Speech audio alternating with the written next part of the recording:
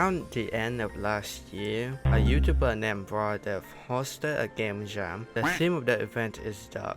This theme reminded me of a game I used to play when I was young, so after spending hours looking at old YouTube videos, I found the game. The game is called Duck Dash. It was made by Russell Place and his dev team. The game was pretty popular when it was released, but after a short while, the game was abandoned and it slowly died off like countless other Roblox games I played back then. After watching some old videos of the game, I decided to create a game inspired by Duck Dash and maybe even win this game jam with it. And so, this is the story of how I made it.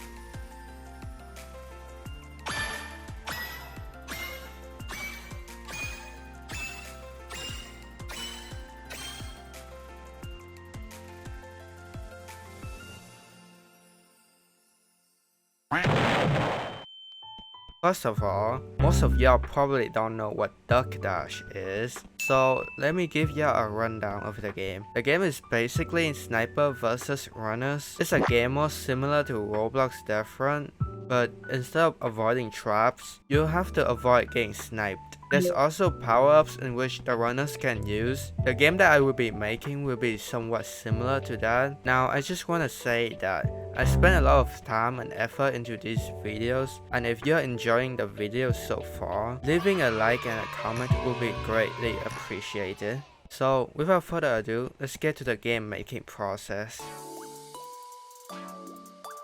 On the first day, the first thing that I did was create the opening intro. I wanted to create a strong first impression for the game. After that, I built a small lobby for the game. I got this telescope from the, you guessed it, toolbox, since I'm planning for players to use it to spectate. Then I spent the rest of the day making the round system. This system is similar to the one in my last video, but more well refined. It works on the same logic though. I continued to work on a round system and added this little cutscene for the game.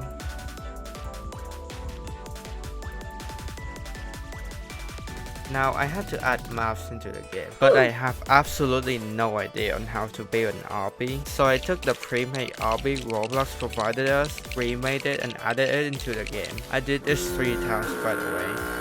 Then I started to work on the shrinking system. My first thought is to have a cannon that the sniper control and shoot the runners with, but I scrapped that for some reason. Instead, I thought it would be cooler if the sniper shoots a ray beam out of a random black hole instead. I created these safe zones around the map. The runners can avoid a ray beam in these zones.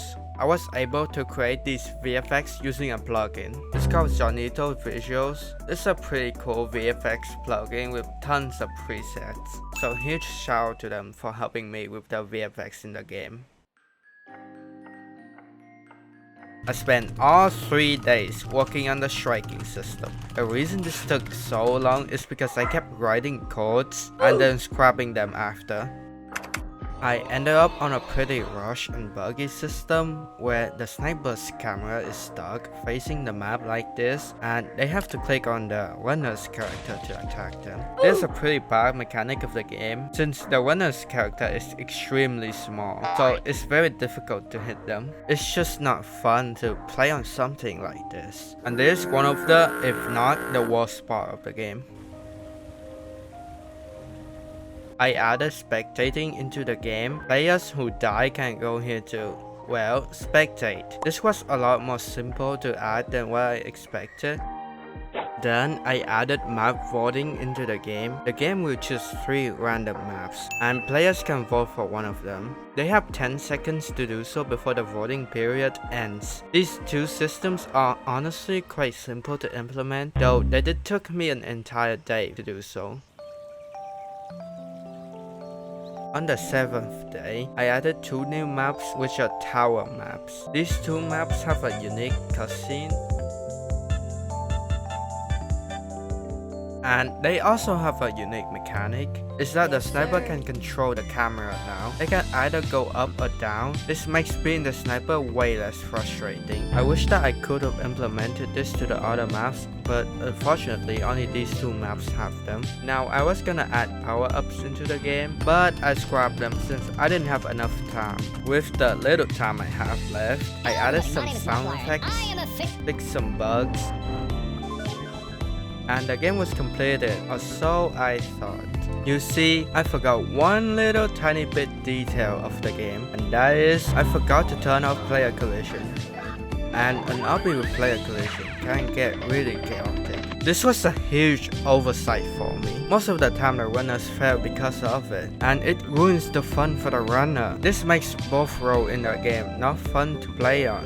Anyways, all this yap wouldn't change the outcome of this game jam. So, how did it go? It went horrible, of course. This was my worst game jam yet. The game was nothing like what I originally thought of. Nor is it like Duck Dash. I scrapped a lot of ideas along the way, and the game turned out completely different. But in the end, all these mistakes that I made can't be undone, and I can't do anything about them but to learn from those mistakes and improve in the future.